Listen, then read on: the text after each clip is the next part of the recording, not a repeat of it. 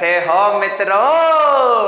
मैं राजवंश सिंह आप सभी का स्वागत करता हूं MIP lecture number 19 surface tension and viscosity पर। ये जो टॉपिक है ना, मेजॉरिटी बच्चे से इरिटेटेड रहते हैं क्योंकि उनको सरफेस टेंशन की फील नहीं आती। ठीक है, तो आज हम कोशिश करेंगे कि थोड़ी बहुत फील है ना, और हम कोशिश करेंगे कि अपना 11th क्लास का जो सेकंड बुक है उसको थोड़ा सा और स्ट्रॉन्ग करें। क्यों हमारे पास आज का जो वीक पॉइंट चल रहा है उसको और स्ट्रॉन्ग करने की जरूरत है।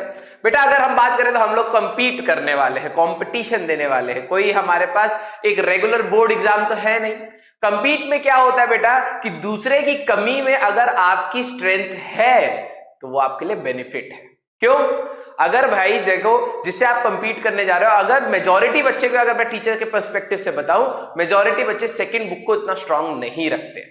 अगर आप उसमें, और वो है भी टफ, ऐसा नहीं है कि इसलिए स्ट्रांग नहीं रखते क्योंकि उनके पास टाइम नहीं है, नहीं है भी टफ। ठीक है, तो आप क्या करें, मेजॉरिटी मैक्सिमम कोशिश करें कि सेकंड बुक जितना होल्ड में ला पाए। मैं ये नहीं कह रहा परफेक्शन हो पा रहा है तो लाए, ठीक है, नहीं, जितना कोशिश कर सकते हो उतना कोशिश करें। अच्छा, और कुछ बच्चे कहते हैं कि सर थोड़ा बहुत हमें बीच बीच में ना मोटिवेशन की जरूरत है। यार मैं हमेशा कहता हूं, मैं ऐसा बंदा हुई नहीं कि यार कि जो 1000 वीडियोस बना दूं अलग अलग तरीके से बच्चे को मोटिवेट करने के लिए। नहीं, मेरे लिए मोटिवेशन बहुत सिंपल सी चीज है यार, बहुत सिंपल सी चीज है। ऐसा नहीं है कि लाइफ में मैंने प्रॉब्लम्स नहीं झेली है, मैंने भी अपने लाइफ में बहुत ज्यादा प्रॉब्लम्स झेली है, और कहीं ना कहीं उसका जो मैंने मोटिवेशन फाइंड किया ना, वो दूसरों में फाइंड नहीं किया। ठीक है ना, मैंने कभी किसी टेक्सचर में फाइंड किया कि मैं कोई लाइन पढ़ लूं जिससे मैं मोटिवेट हो जाऊं, या फिर मैं 3-4 मिनट की कोई यूट्यूब पे वीडियो देख लूं जिससे मैं मोटिवेट हो जाऊं। नहीं, कभी नहीं। क्योंकि कहीं ना कहीं, कभी ना कभी हो सकता है आपके पास ये चीजें अवेलेबल ना हो सकता है अगर आप लोगों से मोटिवेट होते हो सकता है मैं कल ना हूं या अलग सर ना हो, तो क्या तुम डिमोटिवेटेड लाइफ जियोगे अपने आप? नहीं, कहीं ना कहीं तो आत्मनिर्भर बनना पड़ेगा, है ना। तो भाई मोटिवेशन का सिंपल सा फंडा है। ठीक है, मैं तुम्हें ये जरूर बता सकता हूं कि मैं अपने आप को कैसे मोटिवेटेड रखता था।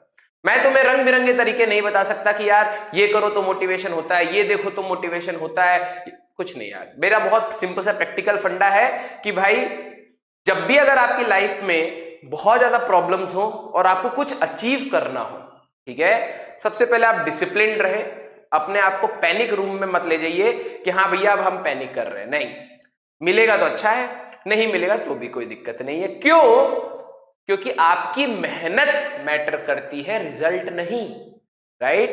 अगर आज आप अपने सब्जेक्ट पे बहुत अच्छी मेहनत कर रहे हैं बेटा, आज नहीं तो कल आपको रिजल्ट मिलेगा। ठीक है, IIT में बहुत सारे बच्चे जाते हैं और अच्छा परफॉर्म नहीं करते, NITs में बहुत बच्चे जाते हैं और अच्छा परफॉर्म करते हैं, तब भी वो बेटर पोजीशन अटेन कर लेते हैं और सेटिस्फाइड रहते हैं। उनको होता है यार कि सही है, मैं नहीं गया। एक क्लास का फेलियर होना is better than a class का टॉपर होना, है ना। मेरे पेरेंट खुद कहते थे कि बेटा अगर आपको अपनी मनपसंद ब्रांच ना मिले तो जरूरी नहीं है कि आपको IIT में जाना है। क्यों? मैं नहीं चाहता कि आप अभी, क्योंकि मैं जब अपने स्कूल में पढ़ता था तो मेरे मार्क्स अच्छे आते थे, मैं टॉपर था। कह रहा कि आप उस साइकोलॉजी को नहीं जानते जब आप पूरी मेहनत कर रहे हो और आपके मार्क्स नहीं आ रहे। आप अपने एनवायरनमेंट में ग्रो करो, अपने आप को पॉजिटिव रखो, वो ज्यादा मैटर करता है। राइट? और अगर मान लो ये चीज being practical is also not solution for you, तो I will suggest you one thing which I did, ठीक है, इन माय स्कूल डेज। जब मेरे पास बहुत ज्यादा प्रॉब्लम चल रहा था ना घर पे, फाइनेंशियल एंड ऑल, बहुत सारी चीजें थी, उससे मेरा पढ़ाई हैम्पर होता था। लेकिन मैं ना हमेशा क्या करता था ना, जिद मार के कि नहीं पढ़ना है, तो मैं क्या करता था, एक डायरी मेंटेन करके उसमें हर दिन मेरे साथ जो पॉजिटिव चीज होती थी ना वो लिखता था। आज भी है मेरे पास वो डायरी। और स्टार्टिंग में तो इतना इंपैक्ट नहीं लगा, लेकिन 1-2 महीने के बाद that diary was full of positive energy. हर दिन मेरे पास छोटी सी भी पॉजिटिव चीज होती थी ना, आज मेरे को अच्छा लगा खेलने के बाद मैं लिख लेता था, आज मैंने खेला यार, ठीक है, डेट के साथ लिख लेता था, मैं खेला बहुत और मैंने इतने रन मारे या मैंने इतने गोल किए, ऐसे करके 2-3 महीने के बाद वो डायरी मेरे लिए एक पॉजिटिव सोर्स ऑफ एनर्जी बनी। ठीक है, और मैं आज भी उसको रीड करता हूं तो मेरे को वो नेगेटिव मोमेंट्स बिल्कुल याद नहीं है कि जो मैंने जिए, लेकिन I can revisit my positive days. और वो कहीं ना कहीं जब मैं पढ़ता हूं ना तो मुझे ऐसा लगता है यार उतने नेगेटिव चीजों में भी कुछ ना कुछ पॉजिटिव हो रहा था मेरे लिए, बस नजरिया नहीं था देखने का। जब देख रहा हूं तो आज अच्छा लग रहा है, राइट। तो आप अपनी तैयारी में बेटा कुछ ना कुछ तो दिन में पॉजिटिव होता होगा ना, उसको छान के अलग से कर लो। और मैं बता रहा हूं कुछ दिनों के बाद अगर आप ये हैबिट कंटिन्यू करते, नोबडी कैन डिमोटिवेट यू, कोई आपको डिमोटिवेट नहीं कर सकता, क्योंकि आपको पता है कि आपकी पॉजिटिव एनर्जी कहां लाई कर रही है, उन छोटी छोटी चीजों में जहां पे आपको खुशियां मिल रही है, राइट। तो मैं राजवंश सिंह आप सभी का स्वागत करता हूं एमआईपी के lecture number 19 surface tension and viscosity में। कोशिश करेंगे कि maximum to maximum number of questions हो, वैरायटी ऑफ क्वेश्चंस हो, कंसेप्ट मैक्सिमम हमारे पास कवर हो। तो पहला क्वेश्चन हमारे पास क्या कहता है बेटा, आइए हम लोग मिलकर इसको सॉल्व करेंगे। The radii of two columns in a you tube. अच्छा, हमारे पास एक यू ट्यूब है और इसमें क्या कह दिया है कि हमारे पास दोनों का रेडियस हमारे पास अलग अलग है, एक पतला है और एक मोटा है, ठीक है। मान लो ये R1 है और मान लो इसका रेडियस R2 है। पहले liquid of density rho angle of contact 0 दे दिया है, ठीक है, मतलब प्रॉपरली उसके साथ चिपक रहा है, ठीक है, प्रॉपरली उसके साथ चिपक रहा है। जो लड़के इधर उधर चिपकते हैं उनका भी एंगल ऑफ कांटेक्ट 0 है, खासकर लड़कियों के लिए भी है ये लाइन, ठीक है। When a liquid of density rho is filled in it, the level difference of the liquid in two arms is h। अच्छा, the surface tension हमें बताना है। पहले तो मैं इस क्वेश्चन पे, आधे बच्चों को ये चीज का पता ही नहीं रहता है, जरा ये देखो। मान लो बेटा हमारे पास एक ट्यूब है, ठीक है, हो भी सकता है रेडियस अलग अलग हो और ना भी हो, ठीक है। मैंने क्या करा, सरफेस टेंशन को, अगर हम लोग सरफेस टेंशन T को निग्लेक्ट करते हुए चल रहे हैं, अभी तक क्यों ऐसा नहीं हो रहा था उसका रीजन, अगर मैं इसको निग्लेक्ट करते हुए चल रहा हूं तो हम लोग कहते थे कि यार कोई भी लिक्विड होगा दोनों साइड का लेवल सेम होगा। पहले तो क्वेश्चन समझना पड़ेगा, मतलब इधर का जो लेवल है और इधर का जो लिक्विड का लेवल है वो सेम होगा। क्यों होगा, क्यों होगा बेटा, जरा ध्यान से देखो। हमारे पास इधर ऊपर वाले पॉइंट की अगर मैं बात करूं एक पॉइंट पे, तो यहां पे प्रेशर एट ए PATM होता, एटमॉस्फेरिक प्रेशर, और जस्ट उसके नीचे, मतलब पानी का कोई लेयर नहीं, जस्ट उसके नीचे, जस्ट, तो हमारे पास प्रेशर एट बी, अगर मान लो ये बी पॉइंट कह दूं तो यहां पे भी PATM होता, राइट। सिमिलरली अगर हमारे पास यहां पे सी पॉइंट है तो प्रेशर एट सी PATM होता, एटमॉस्फेरिक प्रेशर होता, और जस्ट नीचे डी पॉइंट ले लूं तो प्रेशर एट डी होता PATM, है ना बेटा। अब अगर मान लो यहां पे H1 हाइट है, H2, तुम कहते हो सर मैं नहीं मानता, क्योंकि आदत है फिजिक्स को, स्टार्टिंग में बच्चा कहता है कि भाई ये पढ़ा के दिखा दो, हमें समझा के दिखा दो, तो मैंने कहा लो समझा के दिखाते हैं। भैया मान लिया यहां पे H1 हाइट है, यहां पे H2 हाइट है, यहां के दो पॉइंट्स ले लो जो सेम लेवल पर है। हमारे पास पानी बेटा high pressure to low pressure move करता है ना, अगर एक जगह ज्यादा प्रेशर है एक जगह कम प्रेशर है तो high pressure to low pressure move करेगा।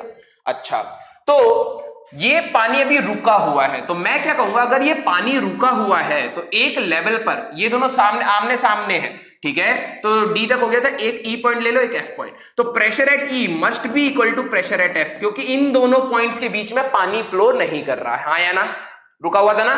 तो भैया प्रेशर एट ई कितना होता, प्रेशर एट बी पॉइंट तक तो हम लोग आ ही गए थे, PATM था, प्लस H1 रो जी, और प्रेशर एट एफ की बात करें बेटा तो डी पॉइंट तक का हमें पानी का प्रेशर पता है, PATM प्लस H2 रो जी। अगर आप इसको देखोगे बेटा तो H1 इक्वल टू H2 आएगा, इसीलिए हम कहते हैं कि हमारे पास अगर पानी रेस्ट पर है और दूसरी चीज हम सरफेस टेंशन को निग्लेक्ट करते हुए चल रहे हैं तो पानी का लेवल किसी भी ट्यूब में सेम रहेगा, ठीक है, ये आपको ध्यान रखना है। लेकिन अच्छा सर ये तो चीज हमें समझ आ गई, अच्छा सर सरफेस टेंशन, क्या सर यहां पे रेडियस अलग अलग हो तब भी, बिल्कुल, यहां पे R1 R2 हो कोई फर्क नहीं पड़ता, लेकिन अगर मैं सरफेस टेंशन को निगलेक्ट नहीं करूंगा तो यहां पर पंगा आएगा। आधे बच्चे इस चीज को फील नहीं कर पाते, तो आओ सबसे पहले तुम्हें इसका फील दिलाते हैं, फील, PHEL, फील, ठीक है। कैसे, मान लो बेटा कि एक का हमारे पास जो क्वेश्चन है उसी के फॉर्म में भी जा रहे हैं हम, एक ट्यूब का रेडियस मान लो ये R1 है, बड़ा है, और एक साइड का U ट्यूब का रेडियस इज R2, इस टाइप से, ठीक है, समझना ये रेडियस आ गया। अब मैं सरफेस टेंशन T कंसीडर कर रहा हूं, ठीक है। अच्छा, जिन लोगों को सरफेस टेंशन की फील नहीं आती बेटा सरफेस टेंशन क्या? सरफेस, पानी के जो सरफेस पे ना जो अपर लेयर होती है वो एक स्ट्रेच्ड मेम्ब्रेन टाइप होती है, ऐसे कह सकते हो, स्ट्रेच्ड मेम्ब्रेन। अब कहेंगे सर ये क्या है? अच्छा, तुम घर पे अपनी बेडशीट चेंज करते हो तो देखा होगा ना, ये करा भी होगा कईयों ने, मम्मी पापा ने पीटा होगा, भाई साफ कर ले इसको, क्या गंद फैला रखी है ना? तो तुम क्या करते होगे भाई, अपने बहन या भाई को बोलते हो यार उस साइड से पकड़ लो। तुम दोनों जब बेडशीट को खींचते हो ना तो उस सरफेस पे टेंशन होता है, तुमने जो खींच रखा है, और तुम बेडशीट को ध्यान से देखोगे उसमें धागे अपने अंदर अंदर अंदर अंदर ऐसे बंधे होते हैं। जब आप उसको खींचते हो तो पूरे सरफेस पे कहीं ना कहीं एक स्ट्रेच्ड आउट टेंशन होता है।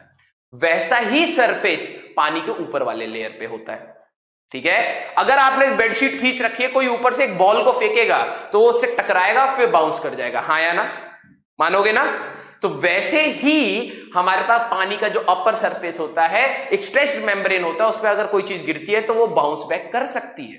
अब कहोगे सर क्या बात कर रहे हो, पानी पे से बाउंस बैक हमने तो कभी देखा नहीं, क्योंकि आपने कभी कोई चीज को स्लो मोशन में नहीं देखा। तो मैं आपको एक रिकमेंड करूंगा वीडियो, ठीक है? आप YouTube पे स्लोमो गाइस करके एक चैनल है, वहां पे जाएं और सरफेस टेंशन वाटर एक्सपेरिमेंट लिखें। वो क्या करेंगे, पानी के सरफेस पे पानी की बूंद डालेंगे, देखोगे आप वो टप्पा खाती रहती है। बहुत प्यारा सा एक्सपेरिमेंट, छोटा सा, जरूर देखना, फील आएगा सरफेस टेंशन का। ओके चलो, हमें ऑप्शन में स्लोमो गाइस का तो नहीं है, लेकिन हम लोग यहां पे क्या करेंगे, जब पानी यहां पर कांटेक्ट में होगा ना बेटा, ऐसे कांटेक्ट में हो जाएगा, क्योंकि भाई एंगल ऑफ कांटेक्ट है। पानी एडहेसिव प्रॉपर्टी, कोहेसिव प्रॉपर्टी आपको बताई गई है, पानी इस मटेरियल के साथ अट्रैक्ट होगा, और यहां पर भी कुछ ऐसा होगा। अब बात करते हैं दो पॉइंट्स की, ए पॉइंट और बी पॉइंट, सी पॉइंट और D point. C point just surface के बाहर है, डी पॉइंट अंदर है, ए बाहर है, बी अंदर है। अच्छा बेटा, हमारे पास जैसे मान लो कि एक सरफेस था ये, ठीक है, पानी का। मैं कह रहा था ए पॉइंट और बी पॉइंट का दोनों का प्रेशर सेम है, ए पे भी पीएटीएम था और जस्ट नीचे गया तो पीएटीएम है। अब मानो मैं इधर से अगर फूकना स्टार्ट करता हूं, आधे बच्चों को ये नहीं समझ आता ए और सी और डी में से कौन सा पॉइंट पे प्रेशर ज्यादा है, सी पे है या डी पर है या ए पर है या बी पर है, तो उसका कंफ्यूजन क्लियर कर दूं। बेटा जरा ये फील करना, मान लो पानी ऐसा था, ठीक है? अच्छा, मैं अगर ऊपर से फूकना स्टार्ट करूंगा तो आपको भी पता है हल्का सा तो ये ऐसा हो जाएगा, हाँ या ना? सरफेस, ठीक है? अगर मैं इसमें एयर ब्लो करूंगा तो लॉजिकली क्या होगा, ये हल्का सा कर्व हो जाएगा। अब मेरे को बताओ कि हमने प्रेशर किधर बढ़ाया था, ए पॉइंट पे या बी पॉइंट पे?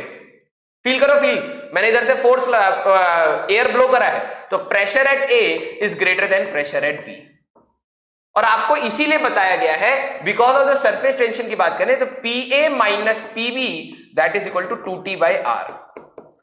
यहां पे सरफेस टेंशन कितना था और ये रेडियस ऑफ कर्वेचर इसका होता है, लेकिन हम लोग पाइप इसका ट्यूब का भी ले सकते हैं।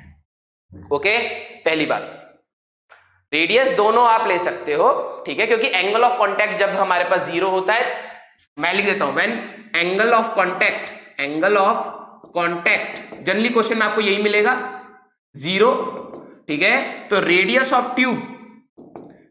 Of tube is equal to radius of curvature. आप ले सकते हो, कोई पंगा नहीं है, इसको याद रखना है अपन को। ओके, तो आपको ये पता लग गया ना कौन सा प्रेशर ज्यादा है, ए पॉइंट पे या बी पॉइंट पे? हमने सर उधर से ब्लो किया है। अच्छा सर, बबल या वाटर ड्रॉप में प्रेशर कहां ज्यादा होता है, ये नहीं समझ आ रहा कि ए पॉइंट अंदर है, बी पॉइंट बाहर है, कहां का ज्यादा होता है? अच्छा, तो रियल लाइफ से आ जाते हैं, है ना?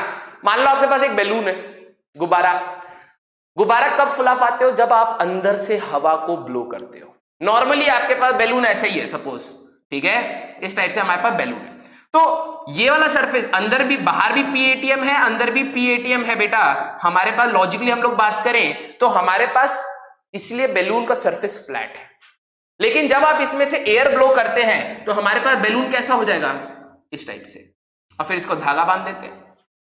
तो लॉजिकली हम लोगों ने एयर अंदर पुश करी ना बेटा, तो अंदर का हमारे पास प्रेशर हम लोगों ने कहीं ना कहीं बढ़ाया है। तो इन दोनों पॉइंट्स में अगर कोई पूछे कौन सा प्रेशर ज्यादा है, पी ए माइनस पीबी। अब जरा देखो, बैलून के दो सरफेसेस होते हैं, बाहर और अंदर, तो 4t/r लिखते हैं, ठीक है? वाटर ड्रॉप, जो पानी की बूंद होती है बेटा, उसके अंदर पूरा पानी भरा हुआ है, है तो ये वैसा ही। अगर मैं कह दूं एक पॉइंट अंदर है ए और एक पॉइंट बाहर है बी, तो किसका प्रेशर ज्यादा होगा? अंदर की side, P A minus P B that is equal to 2T/R, क्योंकि एक ही सरफेस है। ये चीज याद रखनी है, कहां का प्रेशर ज्यादा, अदरवाइज इक्वेशन नहीं बना पाओगे। समझ आया बेटा कि बैलून के अंदर का प्रेशर ज्यादा, वाटर ड्रॉप के अंदर का प्रेशर ज्यादा और कर्वेचर का प्रेशर ज्यादा। इसका एक मैं हिंट या एक ट्रिक दे देता हूं कैसे याद करना है कि प्रेशर कहां ज्यादा है। जो भी कर्वेचर है, जैसे मान लो ये है, ये है, ये है, इसका सेंटर ढूंढो। फाइंड सेंटर ऑफ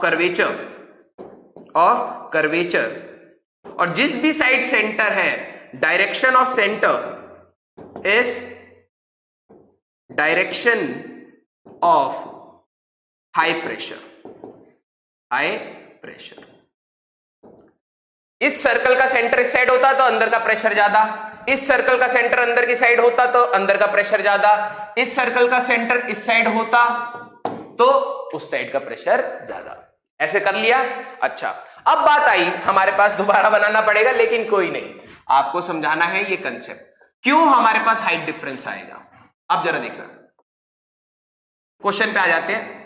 इसका रेडियस हम लोगों ने मान लिया R1, इसका रेडियस मान लिया R2। ठीक है बेटा, पानी अगर वो कह रहे हैं एंगल ऑफ कांटेक्ट, तो कहीं ना कहीं पानी फ्लैट नहीं सरफेस बनाएगा, कहीं ना कहीं ऐसे कर्व में बनाएगा। ठीक है, अच्छा तो सर ऊपर नीचे हो जाएगा? बिल्कुल होगा, बिल्कुल होगा। क्यों? अब जरा देखना, मान लो मैं 2-3 पॉइंट्स ले लेता हूं, एक पॉइंट ए, एक पॉइंट बी, एक पॉइंट सी, एक पॉइंट डी। इसमें तो कोई पंगा नहीं, और नीचे पूरा पानी है अपन का। अच्छा, ए पॉइंट पे प्रेशर कितना होता बेटा? PATM, क्योंकि ऊपर से ओपन है ना। सी पॉइंट पे प्रेशर कितना होता? PATM। इन दोनों में से प्रेशर किसका ज्यादा होता है, ए या बी का? प्रेशर एट ए, सर्कल ऊपर की साइड है, greater than pressure at B. और क्योंकि एक ही सरफेस है, PA माइनस PB, मैं कहता 2T/R 1, रेडियस R1 ले लो क्योंकि स्मॉल वाला दे रखा है। ठीक है, कोई पंगा? तो हमें बी पॉइंट का प्रेशर की अगर मैं बात करूं बेटा, तो ये होता PATM माइनस 2T/R1। अब जरा देखना सुंदर सी चीज। ठीक है, हमारे पास pressure at C minus pressure at D होता 2T/R2 होता ना। अब प्रेशर एट D, पानी के अंदर ये बिल्कुल टॉप सरफेस पे प्रेशर D आता, PATM, क्योंकि ये PATM है। ठीक है, PATM माइनस 2T/R2। अब जरा देखो, वी नो अगर मान लो R1 is greater then R2 है, तो ये वाला 2T/R1 स्मॉल हो जाएगा, है ना। जिसका रेडियस ज्यादा होगा उसका डिनोमिनेटर ज्यादा होगा, ये छोटी वैल्यू हो गई। और PATM तो फिक्स है, बड़ी चीज में से एक छोटी चीज घटा रहे हो, तो PB will be greater then, ठीक है, PD। देखो क्या मैं ये चीज लिख सकता हूं? दोबारा बता रहा हूं भाई, इसका रेडियस कम है तो ये बड़ी क्वांटिटी हो गई। जैसे PATM मान लो 100 है, मान लो माइनस इधर भी हो रहा है, 100 माइनस कुछ भी इधर भी हो रहा है। जिसका रेडियस कम होगा उसकी वैल्यू बड़ी होगी, मान लो 50। जिसका रेडियस ज्यादा है उसकी वैल्यू कम होगी, 25, मान लो कुछ भी। तो ओवरऑल तो ये 75 आया और ओवरऑल ये 50 आया, तो कौन सी वैल्यू ज्यादा है? ये। इसीलिए मैंने कहा pressure at B is greater than pressure at D। Okay, अच्छा तो हमारे पास सर यहां पे एक H1 हाइट हुआ होगा, एक H2 हाइट हुआ होगा। क्यों? क्योंकि भाई B पॉइंट पे प्रेशर ज्यादा है, हाइट, और कभी भी आप कोई ट्यूब को पानी में डालते हो बेटा तो हमारे पास हाइट राइज आता है। इस पॉइंट पे पहले से ही प्रेशर ज्यादा, अगर हाइट भी ज्यादा होगा तो यहां के पॉइंट, मान लो D था, ये E है और ये F है। अभी मैंने आपको बोला था कि लिक्विड जब रेस्ट होता है तो सेम हॉरिजॉन्टल लेवल पे सेम प्रेशर होता है, तो यहां पे मैं अपना सेम प्रेशर कह सकता हूं। ठीक है, या फिर आप यहां से सीधे यहां पर आ जाओ और फिर ऊपर की बात कर लो, सेम। ठीक है, तो मैं क्या कहूंगा कि E पॉइंट की बात करते हैं, तो यहां पर पहले इसका प्रेशर ज्यादा था, थोड़ा सा हाइट अटेन हुआ, यहां पे प्रेशर कम था लेकिन यहां पे ज्यादा हाइट अटेन होगा, तभी तो इन दोनों का प्रेशर मैच करेगा। इसीलिए जब तक आप सरफेस टेंशन नहीं ले रहे, दोनों का लेवल सेम, और जैसे ही आप सरफेस टेंशन लोगे तो हाइट डिफरेंस आएगा। अच्छा सर, यहां तक तो शायद समझ आ गया, क्वेश्चन कैसे सॉल्व होगा। देखो कैसे करते हैं। तो भाई पानी के इस वाले पॉइंट से लिखना स्टार्ट करो, प्रेशर E पॉइंट पे हमें पता है pressure at E must be equal to pressure at F होना चाहिए। क्योंकि water is at static equilibrium, equilibrium में है हमारे पास, तो प्रेशर भाई दोनों हॉरिजॉन्टल पॉइंट पे सेम रहेगा। तो प्रेशर एट बी कितना पता था हमें, प्लस H1 रो जी। ये किसके बराबर होना चाहिए, प्रेशर एट डी पता था हमें, प्लस H2 रो जी, ये होता। तो प्रेशर एट बी कितना था भैया, PATM, देखो साइड में PATM minus 2T by R1 plus H1 rho g plus equal to, ठीक है, equal to PATM minus 2T by R2 plus H2 rho g. ये होता, PATM से PATM कैंसिल आउट हो गया बेटा हमारे पास, ठीक है। हमें चाहिए क्या था, जरा ध्यान से देखो, उन्होंने दे रखा है इन दोनों का height difference is H, means H2 minus H1 हमें H दे रखा है, सरफेस टेंशन बताना था, ठीक है। तो हम लोग इस वाली इक्वेशन को H2 माइनस H1, इसको इधर ले जाते हैं, इसको इधर ले जाते हैं, तो ये हो जाएगा 2T by R2 minus 2T by R1 is equal to H2 minus H1 into rho into G, ठीक है। तो ये क्या हो जाएगा, 2T कॉमन ले लो, R1 minus R2 upon R1 R2 is equal to H2 minus H1 which is nothing but H only, question में H दे दिया था ना, हाइट डिफरेंस H है, रो जी। तो T की बात करोगे बेटा तो हो जाएगा H rho g R1 R2 upon twice of R1 minus R2, ये आएगा। कोई पंगा, ठीक है। ऑप्शन ढूंढते पहले तो, अरे अरे भाई साहब, अरे भाई साहब, ठीक है, H rho g R1 R2 upon, ये हमारे पास आंसर होगा, सिंपल। अच्छा, क्या सर नीचे तक जाके इक्वेशन लिखना जरूरी था, नहीं बेटा। आप जरा देखो, मैंने कहा प्रेशर एट बी इसके पॉइंट के प्रेशर के बराबर है ना, तो मैं सीधे लिख सकता था कि यहां पे प्रेशर क्या होता भैया, इस पॉइंट पे प्रेशर होता प्रेशर एट डी, ऑल्टरनेटिव तरीका क्या है, प्रेशर एट बी था हमें PATM minus 2T by R1, ठीक है, इक्वल टू इस पॉइंट का प्रेशर क्या लिखता बेटा, pressure at D plus H rho जी। आप ये भी लिख के सॉल्व करोगे, सेम आंसर आएगा। This is the beauty of this question, या फिर तुम कह सकते हो प्रेशर इक्वेशन, ओके। तो आई होप आपको ये चीज मस्त क्लियर हुई होगी कि हमारे पास हाइट राइज आएगा, डिफरेंट डिफरेंट हो जाएगा, ओके। यहां पे अब हमारे पास पैराडॉक्स वाली बात नहीं है कि हमारे पास सेम लेवल रहेगा, नहीं, जब हम लोग सरफेस टेंशन की बात कर रहे हैं तो वो पैराडॉक्स ब्रेक हो जाता है, okay. Next question, a capillary tube of radius R, ठीक है, is immersed in water and water rises in it obviously to a height H, okay, ठीक है। तो हमारे पास इस बना लेते हैं डायग्राम। एक ट्यूब था भैया, इसका रेडियस R दे दिया, पानी में डिप कर रखा है, तो हमारे पास H हाइट तक ये राइज कर जाता है। मैंने कहा ओके, आगे बोलो। If the radius of the tube is doubled, ठीक है, and mass of the water in capillary tube, अच्छा, इसके अंदर जो हमारे पास पानी भर गया है कैपिलरी ट्यूब में, वो हमारे पास कितना है, M, ओके। मैंने कहा ठीक है, फिर क्या दिक्कत है। If the radius of the tube is doubled, mass of the water that will rise in capillary tube, अगर मैं इसका रेडियस बढ़ा दूंगा, तो इसके अंदर मास कैसा हो जाएगा। अच्छा, पहले तो ये बताओ, हाइट राइज का फॉर्मूला पता है, इतना तो पता होगा ना यार, 2T cos theta upon R रो जी। और आपको पता होना चाहिए ग्लास ट्यूब और पानी के बीच का जो एंगल ऑफ कांटेक्ट होता है वो 0 डिग्री होता है रे, है ना। cos 0 सर 0 मारे तुम्हें, cos 0 is 90, oh cos 0 is 1, तो हमारे पास कितना हो जाएगा 2T बाय R रो जी।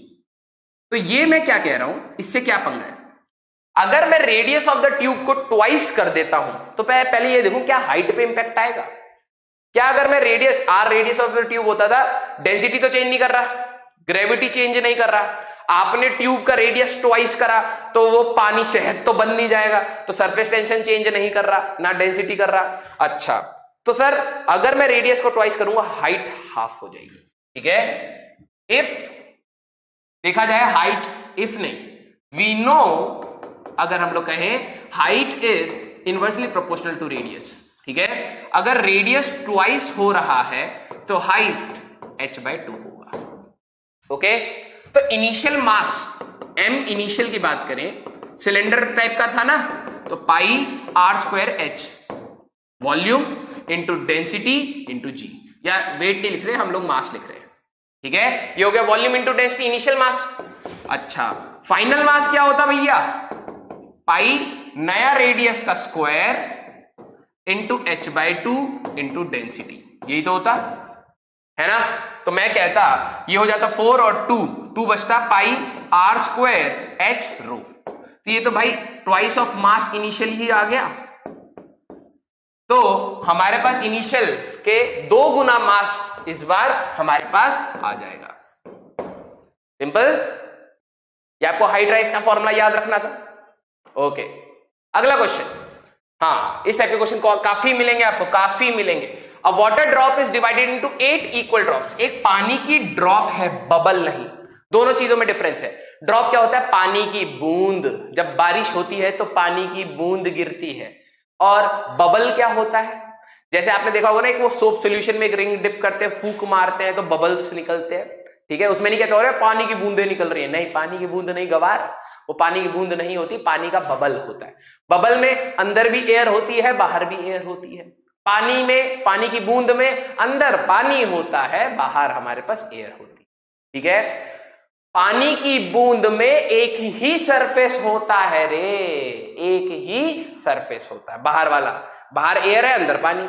लेकिन बबल में हमारे पास 2 सरफेस होते हैं, क्योंकि वो लेयर्ड हो गया, एयर वाटर एयर, तो 2 सरफेसेस हो जाते हैं। ओके, तो उन्होंने क्या कहा है, water drop is divided into 8 equal drops. ऐसे चौटा 8 हमारे पास ड्रॉप्स है। ठीक है, the pressure difference between the inner and outer side of the big drop will be. ठीक है, हमारे पास बताना है कि स्मॉलर ड्रॉप का प्रेशर इनसाइड और आउटसाइड का, और इसमें क्या रिलेशन है। ओके, तो मैंने कहा यार मान लेते हैं इसका रेडियस r है। अब तुम मेरे साथ सोचो, 2 पॉइंट है A और B, किधर प्रेशर ज्यादा होगा रे, किधर होगा रे, बताओ तो, बताओ बताओ। हिम्मत है तो यहां तक आवाज पहुंचा के दिखा दो, मान जाएंगे तुम्हें। अभी अभी चाहिए, ये नहीं सर मैसेज कर रहे हैं आप लोगों को, नहीं, हमारे पास अभी बताया था भैया जहां सेंटर होगा वहां प्रेशर ज्यादा होगा, तो इसका सेंटर किस साइड, अंदर, तो pressure eight A is greater than pressure eight B। तो हम इक्वेशन क्या लिखेंगे, PA minus PB excess pressure, क्योंकि एक ही सरफेस है, 2T बाय कैपिटल R होता। ये बड़ी ड्रॉप का, बड़ी बूंद का है, छोटी ड्रॉप भैया एक्सेस प्रेशर सरफेस टेंशन पे डिपेंड कर रहा है और रेडियस पे। क्या पानी की बूंदें टूटेंगी और सोने की बूंदें निकल आएंगी, नहीं, पानी की बूंदें टूट के जब चोटी होएंगी तो पानी की बूंदी रहेंगी रे। तो सरफेस टेंशन तो सेम है ना, ऐसे 8 बूंदों के लिए, लेकिन क्या रेडियस सेम रहेगा, नहीं। कैसे निकाले भैया, जितना वॉल्यूम इसका था 8 बूंदों का भी तो वॉल्यूम उसी में बटा है, तो मैं लिख सकता हूं 4/3 pi capital R cube must be equal to 8 times 4/3 pi छोटा R क्यूब, है ना भाई। अगर मैं इसका रेडियस R कर दूं तो भाई 8 ड्रॉप का वॉल्यूम कितना होता, 8 गुना 4/3 पाई R क्यूब होता है ना, क्योंकि वॉल्यूम भैया जितना इसका है उतना ही तो उनका होगा ना, टूटा ही तो है, खा थोड़ी ना गए, पी गए थोड़ी ना गए हो तुम। तो 4/3 पाई उड़ गया, R is equal to 2R, means नया रेडियस इसका आधा होगा। समझ गए, R/2 के हमारे पास 8 बूंदे बनने वाली है। तो अगर मैं इन सभी बूंदों के लिए बात करूं, मान लो C अंदर वाला, D बाहर वाला, तो PC माइनस PD इसमें, क्योंकि पानी की बूंद बनी है, तो 2T बाय नया रेडियस, या फिर लिख सकते हैं 4T बाय R लिख सकते हैं, है ना। ये स्मॉलर के लिए है, ये बिगर के लिए है। अब ऑप्शन देखो, सेम एज दैट, मतलब इन्होंने क्या कहा था, the pressure difference between the inner and outer side, अंदर वाला और बाहर, मींस एक्सेस प्रेशर की बात हो रही है ये, and this is nothing but the excess pressure. ठीक है, तो of the big drop will be half of that smaller drop, 1/4 of smaller drop. तो ये था कहीं ना कहीं P, डेल्टा P बिगर की बात करें तो वो 2T बाय R था, और डेल्टा P स्मॉलर जो छोटे छोटे थे वो थे 4T बाय R। अब ध्यान से देखो, इसको 2 इंटू 2T बाय R लिख सकते हैं, and this is nothing but delta P smaller bubbles का equal to twice of delta P bigger लिख सकते हैं, क्योंकि बिगर वाला 2T बाय था। तो बिगर वाला 1/2 यहां से आप निकाल सकते हो, मैं भले ही ना दिखूं लेकिन आंसर दिख रहा होगा, delta P bigger is equal to delta P smaller by 2। तो बड़ी वाली ड्रॉप का जो प्रेशर है वो हाफ ऑफ स्मॉलर है, तो ये हमारे पास ये वाला ऑप्शन आंसर आता है। ठीक है, एनालिसिस ज्यादा है लेकिन आई होप सिंपल सी चीज है, आपको ये चीज क्लियर हुई होगी। ओके, चला जाए अगले क्वेश्चन पे। अ स्मॉल एयर बबल, ठीक है, बबल गम याद आ रही है, बबल गम मुंह में चुबा के फिर उसको गुब्बारा सा बनाते थे तो बबल, ठीक है। A small air bubble of radius R in water is at depth h यहां पर भी आना चाहिए वैसे तो, डेप्थ h। मान लो भैया हमारे पास पानी है और यहां पे पानी का बबल है, ओके, ऑफ रेडियस r, इसका रेडियस r है। मछली ने डकार मारी होगी, यहां पे एक मछली बना लेते हैं, एक मछली छोटी मछली को खा के डकार मारी तो बुलबुला बनेगा रे, तो वैसा ही बुलबुला है। तो ये जो बुलबुला है, ये बुलबुला कहीं ना कहीं h डेप्थ पर है, below the water surface. If P is atmospheric pressure, यहां पे एटमॉस्फेयर ने ऊपर से जो प्रेशर लगा रखा है दैट इज P, ओके। हाँ, अब D and T are the density and surface tension of the water respectively. अच्छा, D density of the water हो गया और T सरफेस टेंशन हमें दे दिया, कहा रे, इसको मार्क कर लेते हैं। Then the pressure inside the bubble, inside the bubble हमें बताना है। अच्छा, कैसे करें? अच्छा, सबसे पहले इस क्वेश्चन का मिसकंसेप्शन क्या होता है। मैंने क्या कहा था अभी कि बबल में कितने सरफेस होते हैं, सोचो, दिमाग चलाते रहना भैया साथ में। बबल में कितने सरफेस होते हैं? सर आपने तो अभी 2 बोला था, एक बाहर का एक अंदर का। अच्छा, यही बबल अगर पानी के अंदर होगा तो कितने सरफेस होंगे? सर 2 होंगे। सर बबल है, आप ही तो बोल रहे हो। मारेंगे बेटा, ध्यान लगाओ, ध्यान, मेडिटेशन करा करो। यही बबल अगर पानी के अंदर होगा तो कितने सरफेस होंगे? 1। ऐसा कभी बबल देखा यार पानी के अंदर? तुमने पानी के अंदर ऐसा बबल देखा है कभी? यहां पे एयर है, यहां पे वाटर है और फिर वाटर। अबे ये तो मैच हो गया ना भैया। पानी के अंदर अगर कोई बबल है तो उसका एक ही सरफेस होता है, ठीक है, ये चीज आपको ध्यान रखनी है। ये गलती होती है, ये क्वेश्चन उसी के ऊपर है। When there is a bubble in liquid there is only 1 surface, ठीक है, इस चीज का ध्यान रखना। अब आते हैं, तो भाई हमें यहां का प्रेशर पता है PATM, नीचे जाओगे तो यहां तक का प्रेशर पता लग जाएगा। तो जरा लिखते चलते हैं, PATM तो पता था, plus H density of the liquid D into G, ये आ गया। तो ये कहीं ना कहीं बबल के बाहर का सारा प्रेशर, क्योंकि इसका रेडियस क्वेश्चन में नहीं दे रखा, radius H is less than H लेके चलना पड़ेगा, ठीक है। अगले उस पे आ जाता हूं, साफ साफ बनाते हैं। यहां पर हमारे पास बबल छोटा लेके चलना है, ये हाइट हमारे पास बड़ी है, ठीक है। यहां पे PATM था भैया इस पॉइंट पर, नीचे आते तो बबल के बाहर का जितने भी पॉइंट्स है, क्योंकि रेडियस छोटा है तो हम लोग ये कह सकते हैं इन सभी पॉइंट्स पे जो प्रेशर है उसको हम लोग क्या लिखते हैं भैया? प्रेशर होता PATM plus H rho G होता, हाँ या ना? होता ना बेटा? अच्छा, अब बताओ, सोचो, बताओगे कैसे? एक पॉइंट बाहर का ले लेते हैं, एक पॉइंट अंदर का ले लेते हैं। सोच के बताओ किधर प्रेशर ज्यादा है? अभी तो तुम्हें बहुत अच्छे से सिखा दिया किधर का प्रेशर ज्यादा है रे बेटा, अंदर का रे बाहर का? अंदर का। तो pressure at D minus excess pressure at C, क्योंकि एक ही सरफेस है 2T/R लिख सकता हूं, है ना। तो pressure at D internal point हो गया, equal to pressure at C plus 2T/R लिख सकता हूं। तो प्रेशर एट C था हमारे पास PATM, C पॉइंट सारे बाहर वाले ही हैं, ठीक है, PATM प्लस H रो की जगह D लेना पड़ेगा, क्वेश्चन में हमें D दे रखा था ना। अरे हट जा, हाँ हट जा बेटा, नहीं तो मारते बहुत है, और मारते इतना है ना कि भूल जाते हैं कि भाई जिंदा भी छोड़ना है, मारी डालते हैं। HDG, समझे? HDG और प्लस 2T बाय इसका स्मॉल रेडियस R, ओके। तो दिस इज प्रेशर इनसाइड। बहुत सिंपल होता है यार इक्वेशन, एक्सेस प्रेशर की इक्वेशन लिखना बहुत सिंपल होता है, बच्चे पता नहीं क्यों कंफ्यूज हो रहे होते हैं इसमें। तो हमारे पास सॉरी कितना आएगा? P plus H D G तो सब में है। अब देखो पंगा क्या दे रखा है, 2T/R 4T/R, ये कहीं ना कहीं ये आपसे चेक कर रहे हैं कि आपको ये पता है कि भैया पानी के अंदर एक सरफेस होगा, दो नहीं। तो ये वही चेक कर रहे हैं जिनको ये लगा बबल सुनते ही 4T चमक गया, ऑप्शन गलत हो जाएगा उनका। तो भैया P plus H rho g plus 2T/R आ रहा है हमारा, देखो कहां गए रे, आजा, हाँ आ गया 2T/R।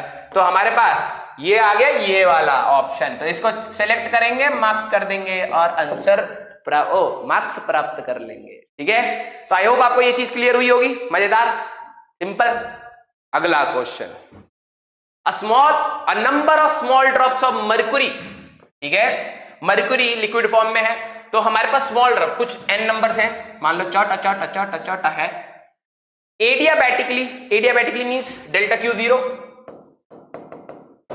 कोइलिस मींस मिल जाते हैं, कोइलिस मतलब मिल जाते हैं, ठीक है, to form a single drop. मान लो ये कुछ n नंबर्स थे हमारे पास और ये मिलके कुछ बड़ा ड्रॉप बना लेते हैं, ठीक है। The temperature of the drop, अब इस ड्रॉप का टेम्परेचर बढ़ेगा घटेगा सेम रहेगा।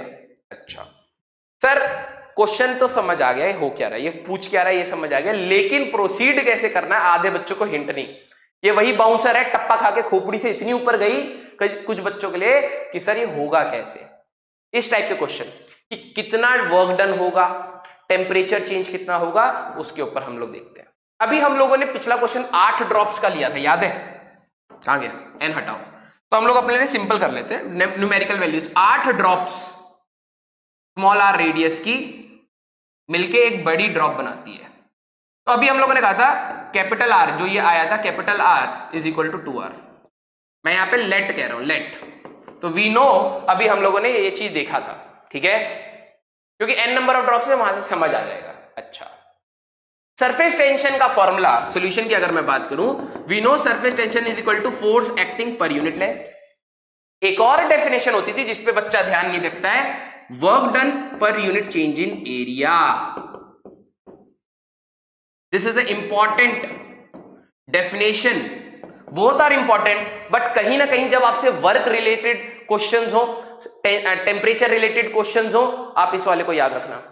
सरफेस टेंशन का ये भी होता है डेफिनेशन, कितना काम करना पड़ेगा पर यूनिट चेंज इन एरिया। अगर आप एक बबल का पर यूनिट चेंज इन एरिया कर रहे हो तो कितना काम करना पड़ेगा पर unit change in area, that is called surface tension. Second definition है जो बच्चे जनरली याद नहीं रखते, वो क्या याद रखते हैं, इसको, और इसको याद रखते हैं, इसी से सारे क्वेश्चन करने की कोशिश करते हैं, नहीं होते। अब सर याद आ गया, थोड़ा थोड़ा होता तो था, मैंने कहा बहुत सही, डायमेंशनली देख लो, लेंथ से मल्टीप्लाई कर लो रे, फोर्स इंटू लेंथ कुछ वर्क टाइप से बन जाता है, L into L area type से, इस टाइप से भी याद रख सकते हो, ठीक है।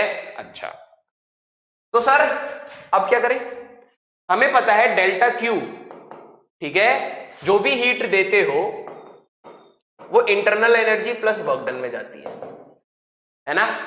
अगर हम लोग थर्मोडायनेमिक्स में पढ़ा होगा ना कि अगर हम लोग सिस्टम में कोई भी एनर्जी देते हैं या वो कुछ इंटरनली लेगा और कुछ वर्क डन करेगा। मैं अगर खाना खा रहा हूं तो मेरा एक बॉडी का इंटरनल वर्किंग के लिए चाहिए होगा और कुछ मैं एक्सटर्नल काम करूंगा, सिंपल, राइट। क्योंकि एडियाबैटिकली है तो ये 0 हो गया, तो delta U is equal to minus of work done. और इंटरनल एनर्जी की बात करें तो N C V delta T change in temperature होता था, तो delta T is equal to minus work done, या प्रोपोर्शनल कर सकते हो, उसमें कोई पंगा नहीं है। अच्छा मतलब अगर वर्क डन पॉजिटिव आया, अगर वर्क डन पॉजिटिव आया तो delta T negative, change in temperature negative, final temperature कम हुआ होगा। अगर वर्क डन नेगेटिव आ गया तो delta T positive means final temperature will be greater, ये भी पता लग गया सर। तो सर आगे कैसे बढ़े, अब आ जाओ, हमारे पास 8 ड्रॉप्स थी, ऐसे करके 8 ड्रॉप्स, नंबर को मैंने लेट किया है, वीडियो में तो समझ आ रहा है, जब पीडीएफ डाउनलोड करोगे कहेगा अरे 8 कहां से आ गए, क्वेश्चन में तो था नहीं, लेट, ठीक है। ये कंबाइन करके एक बिगर ड्रॉप जा रहा है, तो ये सबका रेडियस r, इनका capital R, and we know r is equal to 2R। पिछले निकाल लिया, पहले कैलकुलेशन कर लिया, ओके। तो भाई वर्क डन का भी हम लोगों ने फॉर्मूला देखा, that will B T into delta A which is nothing but T into A final minus A initial, कह सकता हूं। फाइनल एरिया कितना होगा भाई, क्योंकि हमारे पास यहां पे जरा देखो, इन्होंने क्या कहा है, स्मॉल ड्रॉप्स हैं, coalesce to form a single drop, तो मतलब एक ही सरफेस की बात हो रही है। तो यहां पे इसका एरिया फाइनल क्या होगा, 4 pi capital R square. Area होता T into 4 pi capital R square minus इन सब का एरिया कितना होता भैया, 8 गुना 4 पाई स्मॉल आर स्क्वायर होता है ना। तो अगर मैं इसकी वैल्यू रखूं तो बेटा आर की वैल्यू 2r जैसी डालोगे, 4 into 4 16 pi R square minus 8 4 32 pi R square. ये आता तुम्हारा पास वर्क डन। क्वेश्चन में अगर वर्क डन पूछा जाता तो ये आता, ठीक है। अब ये आ गया नेगेटिव, देखो नेगेटिव आ गया।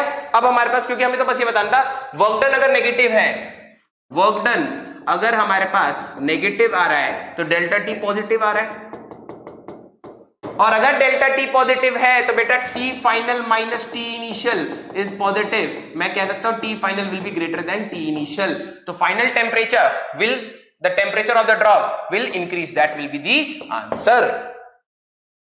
समझ आया। तो कभी भी इस टाइप के क्वेश्चंस आए आपके साथ, आपको डीलिंग किस फॉर्मूले से करनी है, इस फॉर्मूले से। मैं एक दो क्वेश्चन और लूंगा अभी, तो दिमाग तैयार रखना इस चीज के लिए, ओके। चला जाए अगले क्वेश्चन पे। There is 1 millimeter thick layer of glycerine between, glycerine वही चीज है जो शाहरुख खान अपनी आंखों में डाल के रोमांटिक फील करता है, रोने लगता है, ठीक है। आंखों में हल्का सा ग्लिसरीन डाल दो, आंसू बहते हैं। ये चीज तुम रिजल्ट के बाद भी यूज कर सकते हो, है ना। क्यों, मार्क्स आया जैसे भी आया, मगरमच्छ के आंसू निकल नहीं रहे, क्योंकि इतने जिद्दी हो चुके हैं, रोना ही नहीं आता है। लास्ट टाइम कब रोए थे, याद ही नहीं सर। तो अब तो रोना पड़ेगा, थोड़ा सा एक्टिंग करनी पड़ेगी। मैं बहुत दुखी हूं, अभी मेरे को तंग मत करो, मेरे पास पहले से ही कम है, मुझे कॉलेज नहीं मिलेगा। डायलॉग सोच के रखना भैया, ठीक है। तो ग्लिसरीन यूज होता है, मैं पहले बता रहा हूं। जिन बच्चों की तैयारी थोड़ी सी गड़बड़ चल रही है, अभी कुछ इन्वेस्टमेंट कर ली जाए फ्यूचर के लिए। तो there is 1 millimetre thick layer of glycerine between a flat plate of area 100 centimetre square, और एक बहुत बड़ी प्लेट है। मान लो ऐसे कह रहा है, एक बहुत बड़ी प्लेट थी और एक छोटी सी प्लेट थी।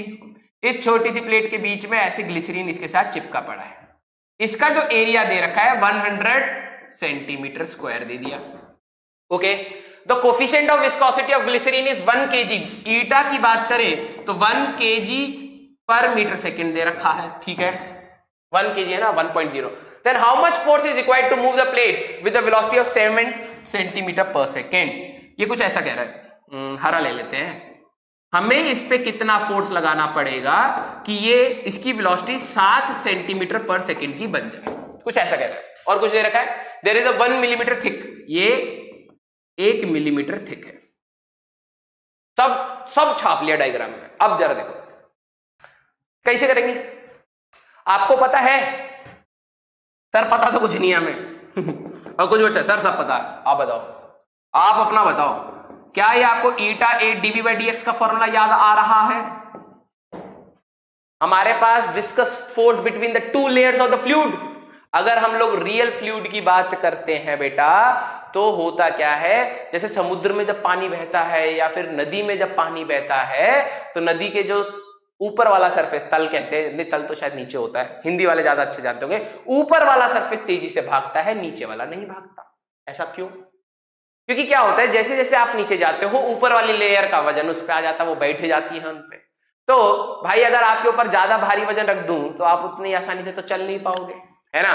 तो नीचे वाली लेयर्स भी बेचारी उसी तरीके से पिचक चुकी होती हैं, ऊपर का वजन संभाल रही होती हैं, तो धीरे धीरे चल रही होती हैं। तो कहीं ना कहीं उनके बीच में रिलेटिव मोशन होना स्टार्ट हो जाता है। वेलोसिटी अलग अलग हो गई, ऊपर वाला तेज भग रहा, नीचे वाला धीरे भग रहा, तो कहीं ना कहीं वेलोसिटी अलग हो गई। वेलोसिटी अलग होती है तो बेटा रिलेटिव मोशन हो गया दोनों के बीच में। And whenever there is relative motion between 2 surfaces, वहां पे एक चमत्कारी चीज उत्पन्न हो जाती है जिसको हम कहते हैं घर्षण। कुछ ऐसे ही होता है हिंदी में, फ्रिक्शन, राइट। तो viscous force between the 2 layers इस टाइप से आता है। अब dv by dx is the velocity gradient. तो हमें फोर्स पूछा है, विस्कोसिटी। भाई यहां पे जब आप इसको खींचोगे तो वही चीज होने वाली है, ये वाले पार्टिकल्स इसके साथ चिपके हुए हैं और ऊपर वाला सबसे तेज भागेगा, तो कहीं ना कहीं तो वही चीज है, तो लगा देंगे। ईटा कितना था भैया 1, एरिया कितना था 100 सेंटीमीटर स्क्वायर, तो 10⁻⁻⁴। dv by dx कितना वेलोसिटी का चेंज हुआ, दिस इज कहीं लिखेंगे हम इसको, dv by dx is known as velocity gradient. भाई वेलोसिटी का कितना चेंज हुआ पर यूनिट लेंथ, ठीक है। तो भैया हमें दे रखा है ये वाले सरफेस पे तो जितने भी ग्लिसरीन के पार्टिकल्स होंगे चिपक गए होंगे, चेपू है ना, वेलोसिटी इनकी 0, और सबसे ज्यादा कौन तेज भाग रहा होगा, ये वाला। तो वेलोसिटी हमारे पास जो आएगी, इन्होंने क्या पूछा क्या था हमसे, हाँ हमें ये तो फोर्स बताना था ना, तो वेलोसिटी ऊपर वाला 7 से भाग रहा है, नीचे वाला भाग ही नहीं रहा, तो 7 का चेंज आ गया। सेंटीमीटर 10⁻⁻², मीटर पर सेकेंड में हो गया, dx 10⁻⁻3। तो बहुत आसान सा लग रहा है मेरे को, ये कैलकुलेशन मैं बहुत आसानी से कर दूंगा, ठीक है। 10⁻3 ऊपर चला जाएगा, 3 और 2 5 बन जाएगा, 5 में से तुम यहाँ पे 6 घटाओगे, देखा मैथ्स इन्हीं सब चीजों में तेज है बस। 0.7 न्यूटन कुछ आ रहा है, ऑप्शन है क्या, हाँ आंसर, ओके सिंपल है, ये तो सिंपल था यार, इसमें कोई पंगा नहीं है। आगे बढ़ा जाए, अगला क्वेश्चन। अब मेटल बॉल ए डेंसिटी, अच्छा एक बॉल है, ठीक है ए, जिसकी डेंसिटी हमें दे दी है 3.2 gram per centimetre cube, CC means centimetre cube, is dropped in water, पानी के अंदर ड्रॉप कर दिया, खाली बैठे थे। While another metal ball B, एक और बॉल है, ठीक है, इसका डेंसिटी दे दिया 6 ग्राम per centimetre cube, is dropped in liquid of density 1.6। अच्छा डेंसिटी ऑफ वाटर नहीं दे रखा, तो याद रखना density of water 1 gram per centimetre cube होता है, या फिर 1000 ग्राम पर मीटर क्यूब होता है। इसको हम लोगों ने पानी के अंदर यहां पे लिखते हैं डेंसिटी, सिग्मा से ले लेते हैं, ठीक है, कंफ्यूजन ना रहे, कलर भी चेंज कर लेते हैं, अरे सफेद नहीं लेंगे, पीला लेंगे। सिग्मा इसका है 1 ग्राम पर सेंटीमीटर क्यूब, और इसका जो है बेटा जिस लिक्विड में इसको फेंका गया है उसका है सिग्मा 1.6 ग्राम पर सेंटीमीटर क्यूब।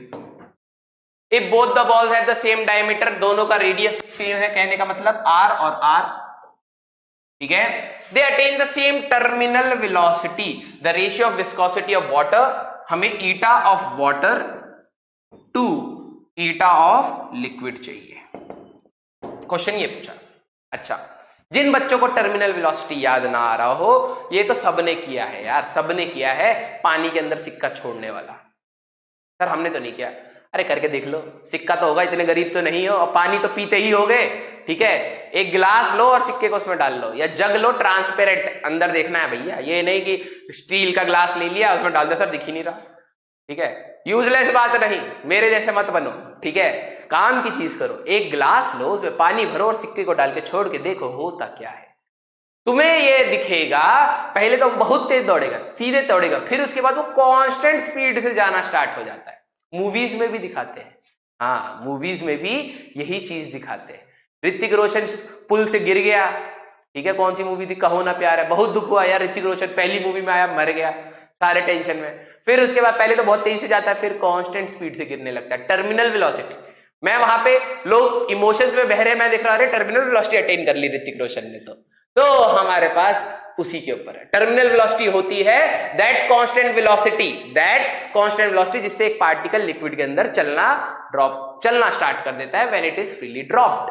ओके, तो सर कर दो क्वेश्चन, हाँ भैया कर देंगे, हमें ही करना है, आपको तो बस देखना है, प्रवचन सुन रहे आराम से, कुछ बच्चे हाँ अच्छा बोल रहे हैं सर, मजा आ रहा, बहुत मजा आ रहा। टर्मिनल वेलोसिटी का फॉर्मूला कैसे आता है भाई, कोई भी पार्टिकल अगर कांस्टेंट वेलोसिटी से जा रहा है तो नेट फोर्स कितना हो गया, एक्सेलरेशन 0 हो गया, कांस्टेंट वेलोसिटी एक्सेलरेशन 0 तो फोर्स 0। अब मान लो एक बॉडी नीचे जा रही है तो इसका खुद का वेट होगा v rho g, वेट है ये v rho g is weight. Buoyancy क्या होता था, ऊपर की डायरेक्शन में, ठीक है, and buoyancy is v sigma g, sigma liquid का है, ओके, हमेशा जनरली मैं सिग्मा लिक्विड का लेके चलता हूं। अच्छा, क्योंकि इसकी विस्कोसिटी दे रखी है, रियल फ्लूइड दे रखा है, तो जब भाई तुम दौड़ते हो, इधर दौड़ रहे हो, तो हवा तो पीछे की साइड धक्का देगी, है ना। अगर मैं मून वॉक कर रहा हूं इस टाइप से, तो हमारे पास मेरे को हवा इस साइड धक्का देगी। जिस भी डायरेक्शन में तुम जाते हो एक विस्कस फ्लूइड में उसकी अपोजिट डायरेक्शन में फोर्स लगता है। तो भैया ये फोर्स कितना होगा 6 पाई ईटा RV होगा, सिंपल। अगर ये कांस्टेंट वेलोसिटी से जा रहा है, अगर ये कांस्टेंट वेलोसिटी से जा रहा है तो नेट फोर्स कितना हो जाएगा भैया, F नेट तो 0 हो जाएगा। क्या होगा, V rho g must be equal to V sigma g plus 6 pi eta RV।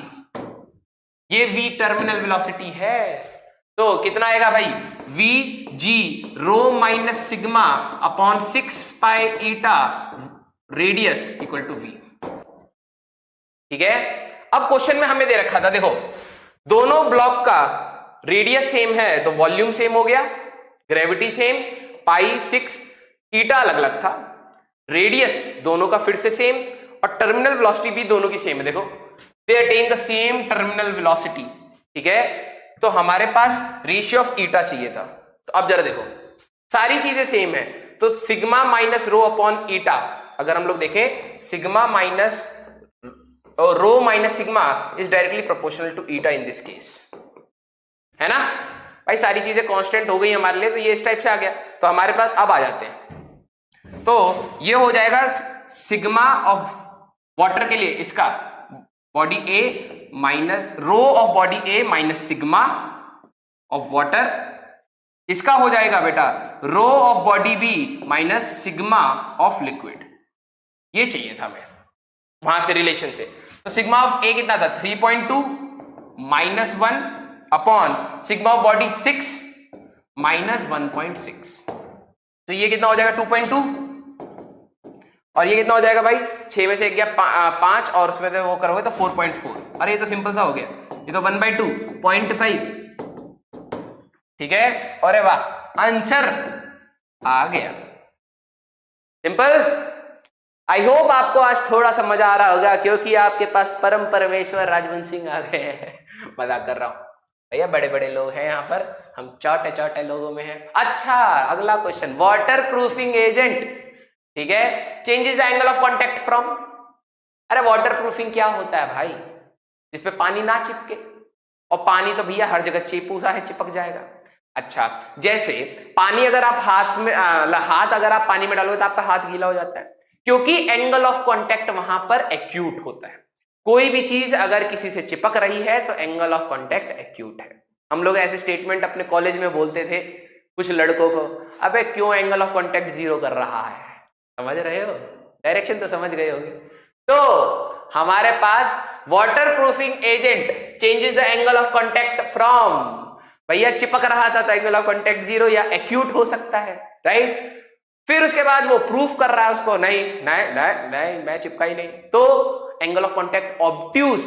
जब आप मान लो आपके हाथ पे ऑयल लगाए, खूब आलू के पराठे चेपे गए हैं, ठीक है, सुबह सुबह आलू के पराठे मक्खन के साथ लगा लगा के खूब चेपे गए हैं, और सीधे आप चले गए हाथ धोने के लिए विदाउट एनी सोप, तो क्या होगा, पानी उसको स्लिप करेगा, नहीं हटा पाएगा। क्यों, क्योंकि एंगल ऑफ कांटेक्ट वहां पर हो गया है ऑब्ट्यूज। आपके हाथ में अगर आप देखोगे ना, पानी की बूंद बिल्कुल ऐसे रहेगी जैसे एक कमल के पत्ते पे रहती है। नोटिस किया कभी कमल का पत्ता? कमल का पत्ता वाटरप्रूफ होता है पहले से ही नेचुरली, उसके ऊपर पानी की बूंद डालोगे तो वो ड्रॉप के फॉर्म में ऐसे ही रहेगा। तो एंगल ऑफ कांटेक्ट अगर हम लोग बात करें एक्यूट से ऑब्ट्यूज होता है, तो ये हमारे पास आंसर होगा, सिंपल। ठीक है, याद रखना इस चीज को। Okay, a capillary is dipped in water vessel kept on a freely falling lift. Oh nice, freely falling lift. Then एक कैपिलर ट्यूब है, आपको भी पता है बेटा अच्छा हम लोग कैपिलरी पढ़ते क्यों है? हमारी जिंदगी में ऐसा कौन सा बड़ा चेंज आ गया यार, एक ट्यूब को पानी में डाला, पानी ऊपर उठ गया, ठीक है, हमें क्या लेना देना है, क्यों पढ़ाया जा रहा है? सोचो, मतलब तुम्हारी लाइफ में ऐसे कौन सा भयंकर चेंज आ गया कि एक ट्यूब पानी के अंदर डालने के बाद उस पर पानी राइज हो जाता है और तुम इतने खुश हो गए, यस हाइट राइज का फॉर्मूला निकालूंगा मैं 2t cos theta upon r जी, और उस पर क्वेश्चन लगा दूंगा। अबे करोगे क्या ऐसे जिंदगी में?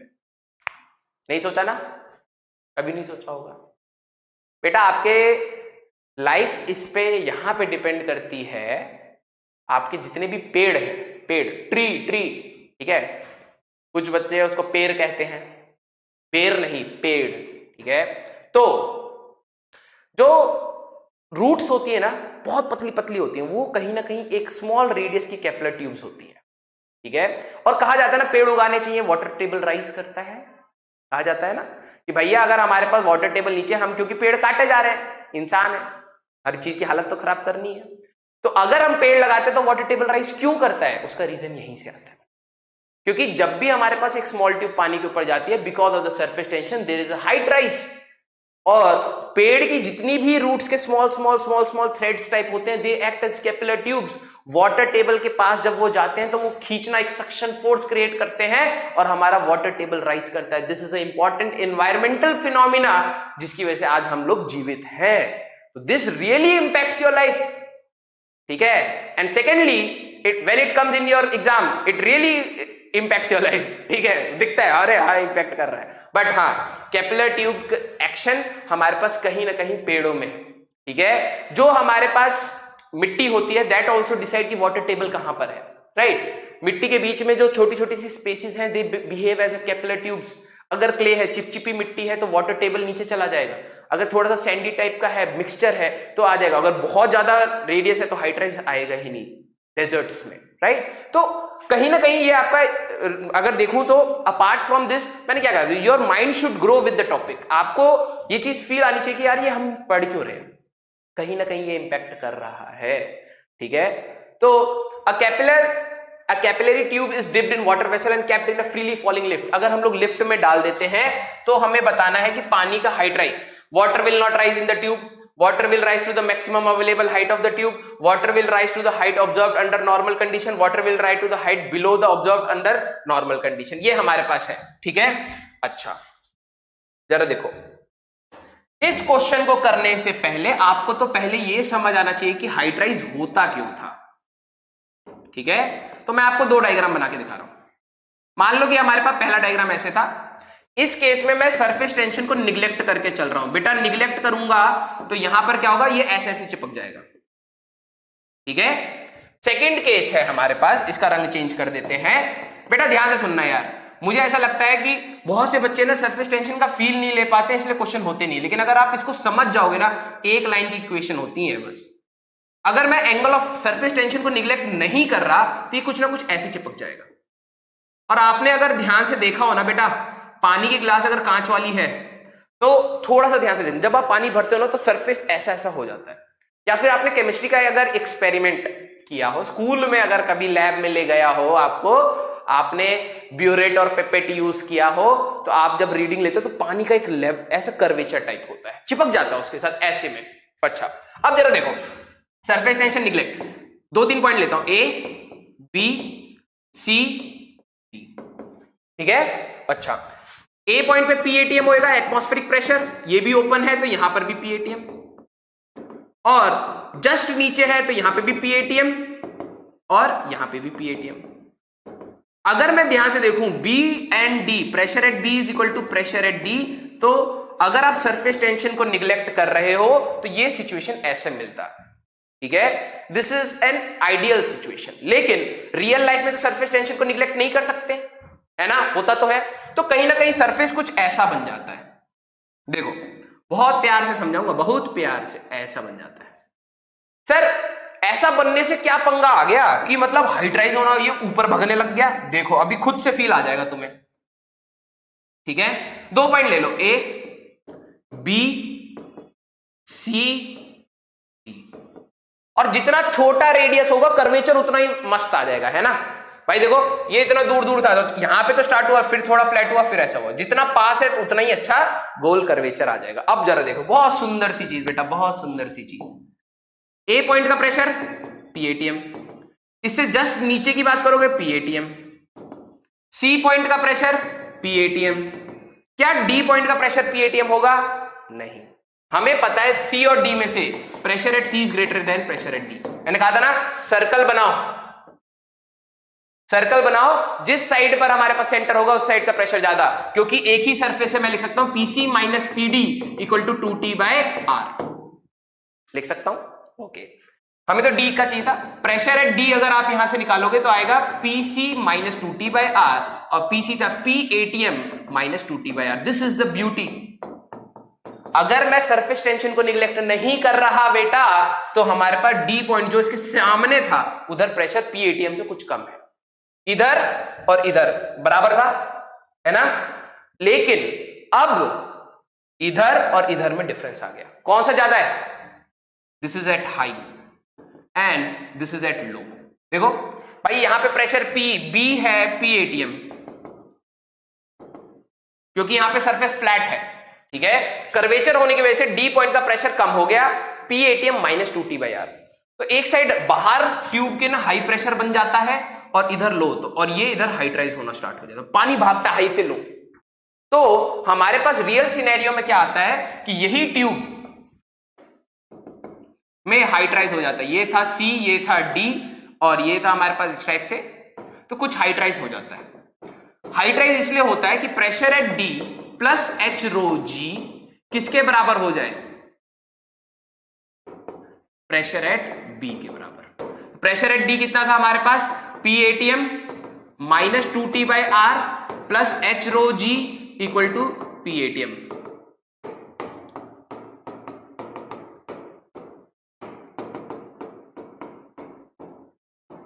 ये आता था हाइड्राइज का फॉर्मूला। मेरे को पूरी डेरिवेशन क्यों करनी पड़ेगी सर? डेरिवेशन आएगी क्या? नहीं, मैं ये मान के चल रहा हूं कुछ बच्चों को यहां कंफ्यूजन आएगा। अगर आप इस प्रोसेस को नहीं समझ पाए तो वो क्वेश्चन होगा ही नहीं, गलत मार्क करोगे। अब जरा देखो, इन्होंने क्या कहा था कि हम लोगों ने ग्रेविटी फ्री स्पेस में इसको, मतलब ग्रेविटी फ्री स्पेस नहीं, मतलब हम लोगों ने एक लिफ्ट में डाला और वो जी से गिर रहा है, अब वहां पे इफेक्टिव वेट कितना हो जाएगा? 0, है ना। अगर लिफ्ट फ्री फॉल है तो आपका वेट नहीं आएगा, नॉर्मल रिएक्शन 0 होता है। तो वैसे ही यहां पर अब क्या होने वाला है जरा समझना। ये जो ट्यूब थी बेटा, जब आपने पानी में डाला कर्वेचर तो था, ठीक है। जैसे आपने ट्यूब को पानी में डाला कर्वेचर था, मींस यहां का प्रेशर सी पॉइंट का pressure at D will be equal to P ATM -2T/R, जैसे अभी हम लोगों ने देखा। यहां का पी एटीएम होता और यहां का पी एटीएम होता अभी भी, और ये लिफ्ट कहीं ना कहीं फॉल कर रही है जी से, अभी भी यहां पे हाई प्रेशर हो गया होता और यहां पे अंदर लो हो गया होता, नो डाउट। यहां तक तो अभी भी है। हाई प्रेशर और लो प्रेशर हमारे पास एक्चुअली में कर्वेचर और या फिर सरफेस टेंशन की वजह से आ रहा है। और हमें भी पता है यार, हाई प्रेशर से लो प्रेशर लिक्विड तो मूव करेगा। तो तुम कहोगे सर पानी भागेगा अभी भी? कब तक भागेगा? क्या पानी हाइड्राइज होने पे ये जो प्रेशर डेवलप हो रहा था एच रो जी, जिससे वो इसके बराबर, क्योंकि यहां पे भी कम था तो ये और ऊपर उठा सच दैट कुछ प्रेशर बने और ये दोनों बराबर हो जाए, क्या यहां पर अब जी था पंगा? नहीं। तो ये हमारे पास हाई प्रेशर से लो प्रेशर चलता ही चला जाएगा और ये ऊपर उठता ही चला जाएगा। तो हमारे पास अगर हम लोग यहां पे ऑप्शन की बात करें तो वाटर विल नॉट राइज, गलत। Water will rise to the maximum available height, जितना हाइट अवेलेबल होगा तब तक उठता रहेगा, ऐसा नहीं है water will rise to height of the under the normal, थोड़ा सा नीचे थोड़ा सा ऊपर, नहीं। क्योंकि अब ग्रेविटी, इफेक्टिव ग्रेविटी है ही नहीं। तो जो हम लोग कर रहे थे यहां पर, ध्यान से देखो बेटा, फील लो कि डी पॉइंट पर एच रो जी जुड़ने के बाद उसके बराबर हो रहा था, लेकिन यहां पर अब हाई प्रेशर से लो प्रेशर जाता जा रहा है, लेकिन कोई प्रेशर एच रो जी का डेवलप नहीं हो रहा। और जब वो डेवलप नहीं हो रहा तो जलता ही चला जाएगा, क्योंकि कर्वेचर कभी खत्म होगा नहीं, है ना। कर्वेचर खत्म होगा नहीं तो प्रेशर डिफरेंस हमेशा मेंटेन रहेगा, प्रेशर डिफरेंस मेंटेन रहेगा तो ये फ्लो होता रहेगा। आई होप आपको ये क्वेश्चन मजेदार लगा हो और समझ भी आ गया हो। ओके, अच्छा, मैं थोड़ी देर शांत रहूंगा क्योंकि अब हो रहा है हमारे गले में बहुत दर्द, और जब हमारे गले में बहुत दर्द होता है हमें आती है खांसी, और जब हमें आती है खांसी तो तुम्हारा कान करेगा दर्द, क्योंकि है माइक्रोफोन। तो अच्छा, हमें तो चुप रहना था, हाँ, मैं खुद ही भूल गया। ओके, स्टार्ट करा जाए। तो अगला क्वेश्चन है, 2 ड्रॉप्स ऑफ सेम रेडियस। अच्छा क्वेश्चन है, ठीक है। 2 drops of same radius are falling through air with a steady speed. steady speed, अच्छा, जब बारिश होती है तो बादल से बूंदें गिरती हैं, वो धीरे धीरे आती हैं और वो टर्मिनल स्पीड अटेन कर लेती हैं। टर्मिनल स्पीड अभी बताया था क्या था? Constant speed. ओके, अच्छा, किस किस ने वो रेड बुल वाला वीडियो देखा है, जो एक बंदा बहुत हाइट से कूद गया था, हाईएस्ट जंप है वो, ठीक है। तो वो शायद विदाउट पैराशूट था और वो कहीं ना कहीं स्ट्रेटोस्फेयर या ट्रोपोस्फेयर से भी बाहर से कूदा था। ठीक है, विदाउट पैराशूट, और जिंदा बच गया। नहीं, शायद पैराशूट है, मेरे को याद नहीं है, but that was the highest jump. ठीक है, उसको देखने से तुम एक चीज सीख सकते हो, टर्मिनल वेलोसिटी। वो क्या होता है, जब वो नीचे आ रहा होता है तो उसकी स्पीड बढ़ती रहती है, बढ़ती रहती है, बढ़ती रहती है, बढ़ती रहती है। एक पॉइंट के बाद उसकी स्पीड बढ़ ही नहीं रही, एक पॉइंट के बाद उसकी स्पीड बढ़ ही नहीं रही। तो अगर कुछ अच्छे बच्चे, फिजिक्स वाले, थॉट वाले बच्चे हैं, तो वो ये चीज समझ जाएंगे कहीं ना कहीं इस बंदे ने टर्मिनल वेलोसिटी अटेन कर ली। कुछ बच्चों को रहेगा सर स्पीड नहीं बढ़ रही, तो क्या मैं एक डाउट बोलता हूं, अगर उसकी स्पीड नहीं बढ़ रही बंदे की, तो क्या ग्रेविटी नहीं लग रही, फोर्स नहीं लग रहा? क्योंकि यार स्पीड कांस्टेंट है तो एक्सेलरेशन जीरो बोलोगे तुम। क्या ग्रेविटी उस समय पहले फॉल कर रहा था लग रही थी, फिर ग्रेविटी लगना बंद हो गई? नहीं, ग्रेविटी तो लग रही थी। तो सर स्पीड क्यों नहीं बढ़ रही? क्योंकि विस्कस फोर्स, जब वो हवा में एंटर कर रहा था तो हवा उसको ऊपर की डायरेक्शन में फोर्स दे रही थी 6 पाई ईटा आरवी के हिसाब से, तो वो टर्मिनल वेलोसिटी अटेन कर लेता है। ठीक है, तो वही चीज है, two drops of same radius R falling through air with steady speed v if the two drop coalesce. अच्छा, पहले तो हमारे पास दो ड्रॉप्स थी, r रेडियस की मान लेते, ठीक है, कोइलीज आ गया फिर से, तो इसकी टर्मिनल स्पीड v थी। अभी हम लोगों ने टर्मिनल स्पीड का फॉर्मूला निकाला था बेटा, vg rho minus sigma 6 pi eta r, ये था। अब कहेगा sir velocity inversely proportional to radius, नहीं, वॉल्यूम भी था। तो यहां पर अगर आप देखोगे तो 4/3 pi R cube g rho minus sigma upon 6 pi eta R, ये कटने के बाद जो टर्मिनल वेलोसिटी है that is directly proportional to radius का स्क्वायर होता है, ये याद रखना है। ओके, तो दो ड्रॉप्स थी, जा रही थी, ठीक है, falling through air with steady speed v, इनकी स्टेडी स्पीड v थी। If these two drops coalesce what would be the new terminal speed? अब कोइलीज कर गई दो, ठीक है, तो आ जाओ। कोइलीज में तो अभी मैंने बताया था, दो छोटी छोटी ड्रॉप मिलके एक बड़ा ड्रॉप बनाएगा, तो क्या चीज हम लोग सेम रखेंगे? इसका रेडियस r है, इसका रेडियस कैपिटल R ले लेते हैं। तो वॉल्यूम, तो twice of 4/3 pi R cube must be equal to 4/3 pi capital R cube, है ना? तो 4/3 पाई 4/3 पाई कट गया, ये हो गया। अगर मैं r की बात करूं तो 2 की पावर 1/3 इंटू स्मॉल r, ये आना चाहिए। ओके, नया रेडियस। तो बेसिकली हमें पता है we know terminal velocity is directly proportional to radius का स्क्वायर। तो इनिशियल वाला v equal to K R square कह देता हूं, कांस्टेंट ले लिया, k इज कांस्टेंट। जो नया टर्मिनल होगा जब ये पूरा जा रहा होगा तो v प्राइम मान लेते हैं, ठीक है, that will be equal to k इसका रेडियस का square r square which is equal to k इसका स्क्वायर करोगे तो 2 की पावर 2/3 r स्क्वायर, और k r square is nothing but the initial. तो we get v prime is equal to 2 की power 2/3 of v। देखते हैं 2 की power 2/3 what would be the new terminal speed? यहां पे तो कुछ गड़बड़ सा लग रहा है यार, what would be the new terminal speed? अच्छा, नन ऑफ दीज भी तो है ना, तो हमारे पास जरा ध्यान से देखा जाए तो हमारे पास v prime is equal to 2 की पावर 2/3 ऑफ v आ रहा है, तो हमारे पास कोई नहीं है, नन ऑफ दिस। मैं कहूं यार ये v इतना ऐसा तो नहीं आ रहा, हमारे पास पावर आ रहा है? एक बार फिर से चेक कर लेते हैं भाई, ठीक है। तो वॉल्यूम, हाँ ठीक है, velocity directly proportional to r square हो गया। तो हमारे पास इनिशियल वाले का स्क्वायर था ये, ठीक है, इसको स्क्वायर था, फिर हम लोगों ने देखा ये तो रेडियस तो 2 थे, ठीक है, तो ये हो जाएगा 2 की पावर 1/3 हो गया, बिल्कुल सही। तो यहाँ पे स्क्वायर करूंगा तो r की पावर 2 भी, हाँ ठीक है बेटा, बिल्कुल सही है हमारे पास, हम बिल्कुल सही चल रहा है, ठीक है। None of these will be the answer, और आंसर होगा क्या? नया terminal speed will be equal to 2 की पावर 2/3 ऑफ v होगा। ओके, अगला question, the amount of work done, अच्छा आ गया, amount of work done in forming a soap bubble. Soap का बबल बनाना है, तो पहले ये सोचो कितने सरफेस, सोप का बबल पानी के अंदर नहीं है, 2 सरफेस, ठीक है। तो भैया ये चीज ध्यान रखना, 2 surfaces of radius 1 centimetre, surface tension इतना। अच्छा, वर्क डन, अभी आपको बताया था बेटा सरफेस टेंशन का फॉर्मूला होता है work done upon change in area. तो वर्क डन का क्वेश्चन मैंने कभी भी कहा आए तो ये चीज ध्यान रखना, A final minus A initial. तो सरफेस टेंशन कितना है?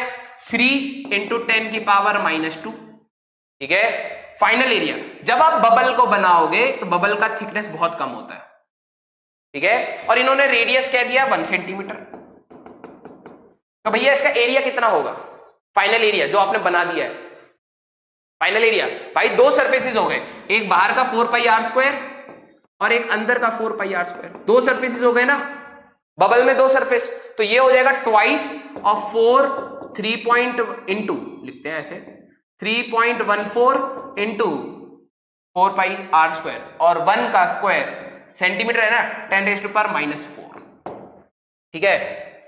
अच्छा यार ये बच्चे कहीं कंफ्यूज ऐसे ना करें, तो इसको मैं लिख देता हूं t into twice of 4 pi R square minus, क्योंकि बबल पहले था ही नहीं, एग्जिस्टेंस ही नहीं था तो 0, ठीक है। तो ये क्या हो गया बेटा 2 into surface tension is 3 into 10⁻⁻² into ये हो गया 4 इंटू 3.14 इंटू 10⁻⁻, रेडियस 1 -4, सॉल्व कर लो भाई, 4 3 12 12 2 24, तो ये आ जाएगा हमारे पास 24 इंटू पाई की वैल्यू, ये इंटू है, अरे मेरी हैंड राइटिंग से कंफ्यूज मत होना भैया, ठीक है, इंटू 3.14 इंटू क्या बचा रहे 10⁻⁻⁴ 10⁻⁻2 तो 10⁻⁻6 माइक्रो में आ गया, बस इतना सॉल्व करना है। तो भाई इसको कैलकुलेट आउट कर लो, 24 3 कितना हो जाएगा 25 3 75 के आसपास ये आंसर आना चाहिए। कैसे कर लिया 25 को मैं अप्रॉक्स मान लिया ना, क्योंकि आंसर दूर दूर थे, ठीक है, तो 25 इंटू 3 75 के आसपास होगा, वो आंसर आ जाएगा। ओके करके देख लेना भैया। अगला question, eta represent the coefficient of viscosity and T represent the surface tension, the dimension of T by eta किसके साथ सेम है डायमेंशन, अरे ये तो आसान है रे। अच्छा कोफिशिएंट ऑफ विस्कोसिटी का डायमेंशन क्या होता है, नहीं याद होगा, आधों को याद ही नहीं होगा, ठीक है, ml-1 t-1, लेकिन ठीक है कैसे निकालोगे, अभी एक फॉर्मूला बताया था, force equal to eta A dv by dx, ठीक है, या फिर force equal to 6 pi eta RV, इसको ले लो, इसमें तो फिर कुछ ना कुछ गड़बड़ करते रहे, कोई सा भी फॉर्मूला ले सकता है, ऐसा नहीं है यार, 6 पाई ईटा आरवी फॉर्मूला पढ़ा था। कभी भी कोई पार्टिकल विस्कस फ्लूइड में जाता है तो एक रेजिस्टिव फोर्स लगता है, वो ये 6 पाई का यूनिट होगा क्या, डायमेंशन नहीं, फोर्स का mlt-2, ईटा का निकालना था, रेडियस का l, वेलोसिटी lt-1, देखो l स्क्वायर इधर जाओगे ml-1 t-1 आ जाएगा, याद कर लेना भैया ईटा का। अच्छा सरफेस टेंशन का फोर्स पर unit length mlt-2 upon l, cut गया mt-2, बेटा आधे बच्चों को क्या लगता है ना टेंशन होता है फोर्स, सरफेस टेंशन फोर्स, और देख खुशी खुशी बनाते बनाते क्वेश्चन खराब, ठीक है भैया, सरफेस टेंशन फोर्स नहीं होता है, ये है हमारे पास फोर्स एक्टिंग पर यूनिट लेंथ, इसका डायरेक्शन भी नहीं होता है, ठीक है, सरफेस टेंशन का डायरेक्शन नहीं होता, सरफेस टेंशन की वजह से फोर्स का डायरेक्शन होता है, भूलना मत।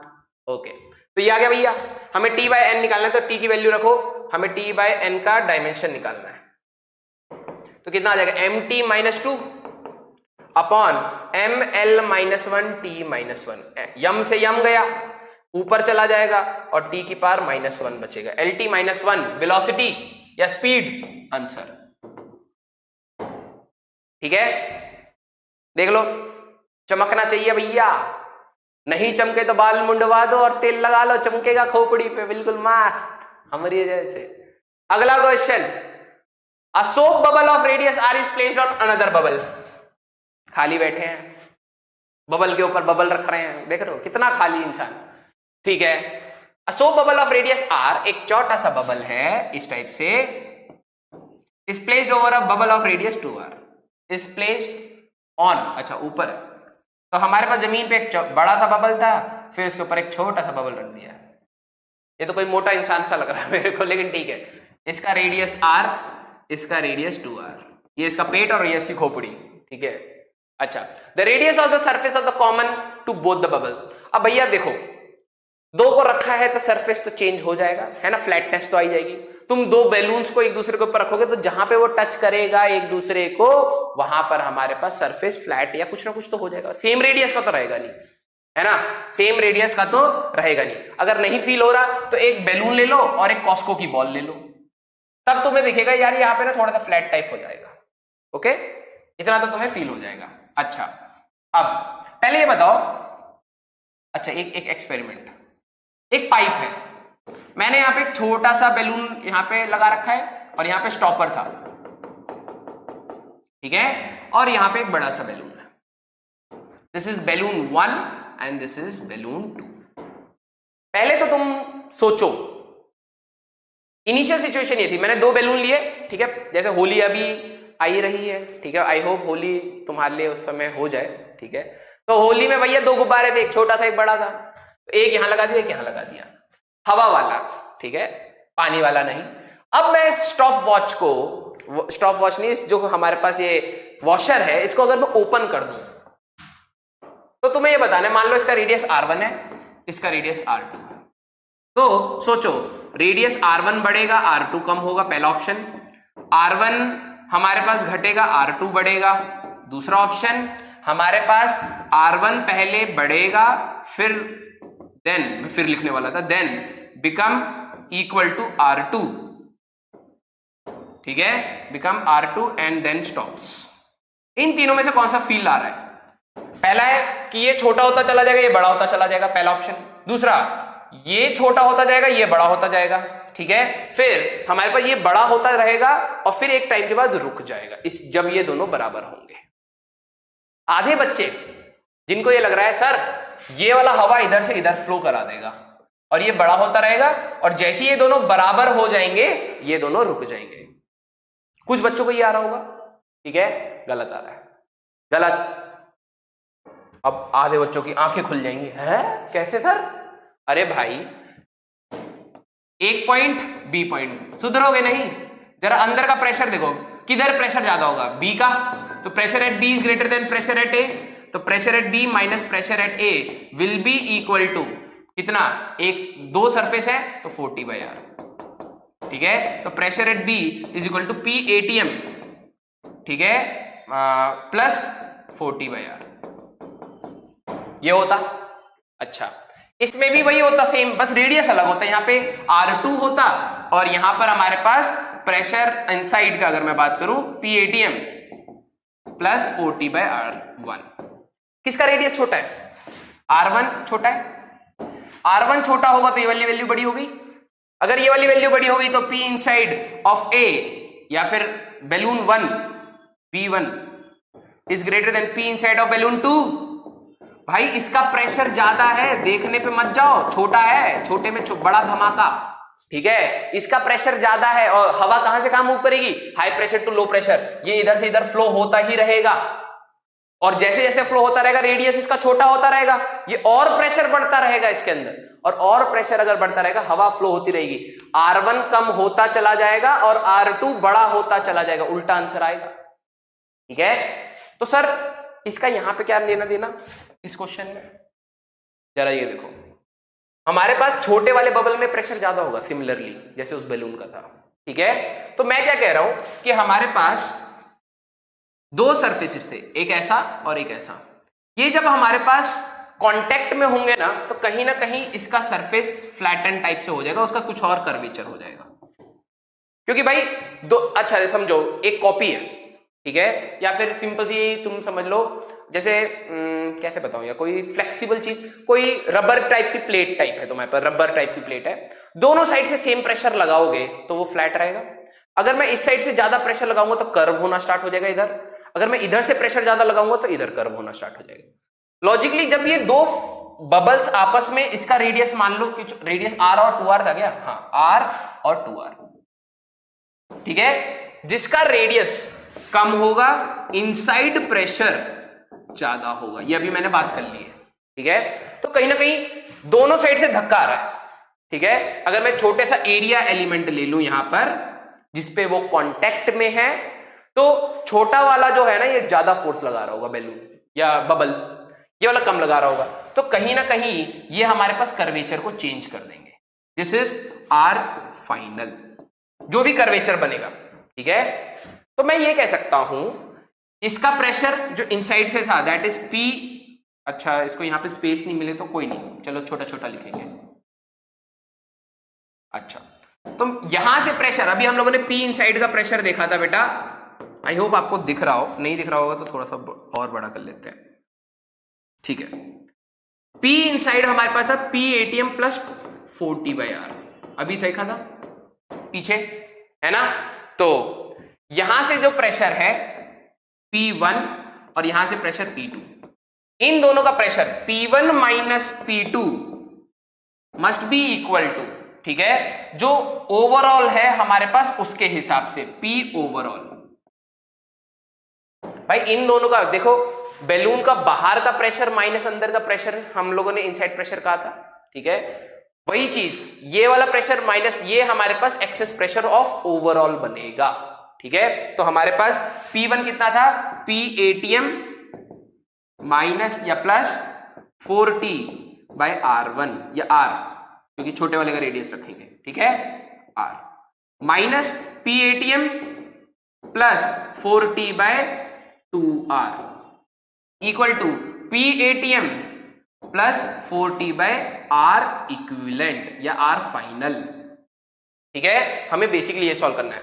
P ATM कैंसिल आउट हो गया, 4T भी कैंसिल आउट हो गया, 1/R प्लस 1/2R, अच्छा ये माइनस हो जाएगा,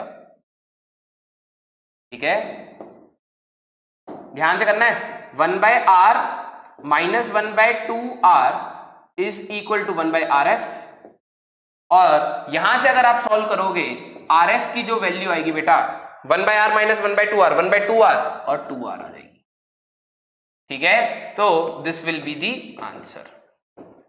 देखो एक बार कैलकुलेशन कहीं गड़बड़ नहीं होनी चाहिए।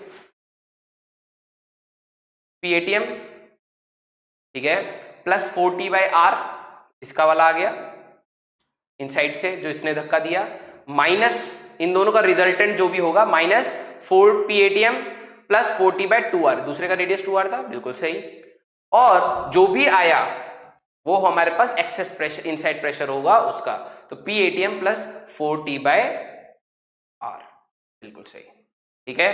तो हमारे पास 1/R 40 P ATM cancel out हो गया। अच्छा नहीं, रुको रुको रुको रुको रुको रुको रुको रुको रुको रुको,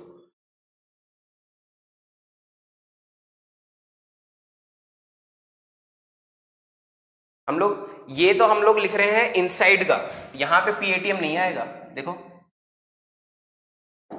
ये गड़बड़ थी एक तो। इन दोनों का प्रेशर हम लोग अगर हम लोग इनसाइड माइनस आउटसाइड कर रहे हैं तो दिस विल बी, अगर मैं इनसाइड माइनस आउटसाइड कर रहा हूं तो एक्सेस P एक्सेस निकाल रहा हूं, एंड इसके लिए P एक्सेस 4T/R ही होगा, तो ये कुछ ऐसा बनेगा, ठीक है, ओके। तो ये कट गए, तो ये 40 यहां से कट जाएगा, 1/R minus 1/2R is equal to 1/RF, तो 1/R ये 1/2R होगा, RF is equal to 2R, answer हमारे पास ये आ जाएगा। आई होप ये क्लियर होगा, ठीक है। अगला क्वेश्चन देखते हैं।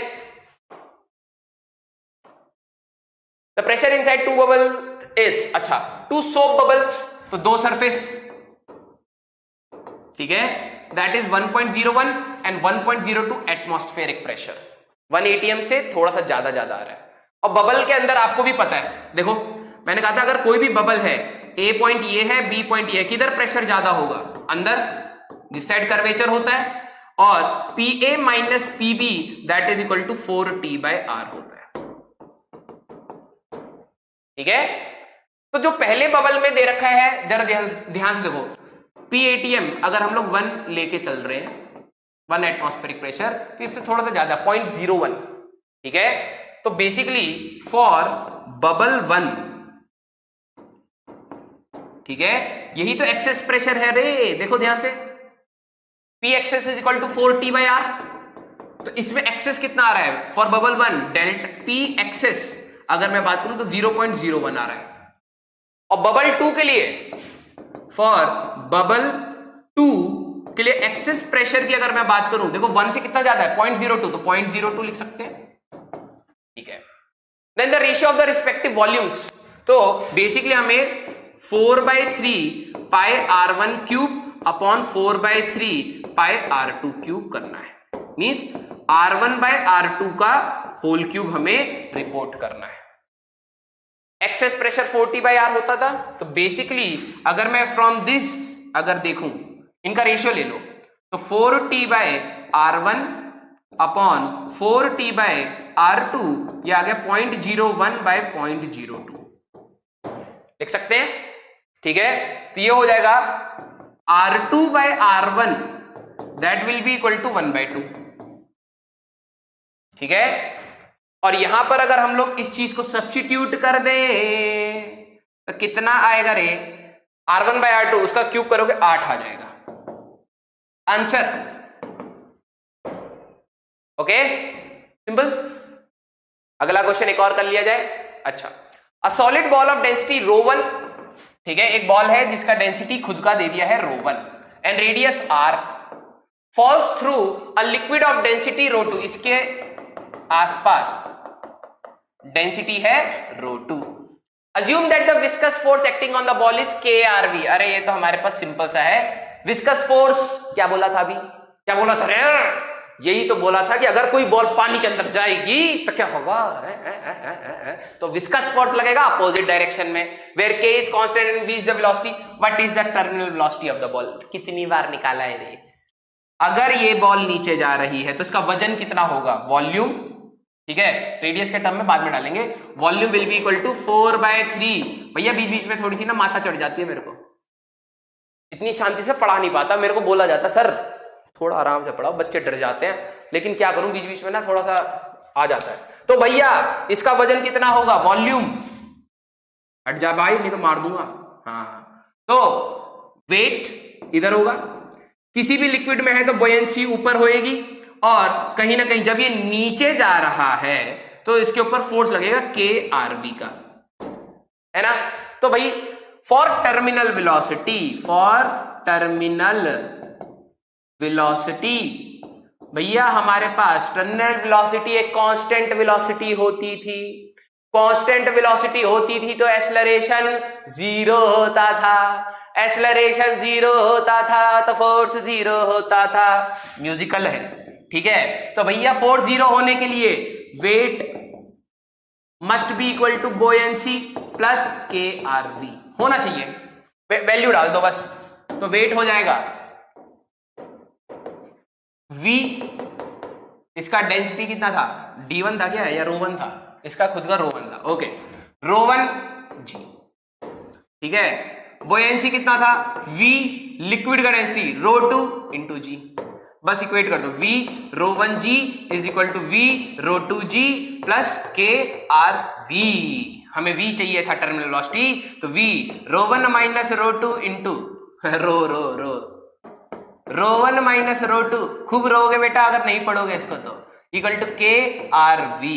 तो V की बात करें तो this is volume, V 4/3 pi R cube ρ1 minus ρ2 G upon K into R।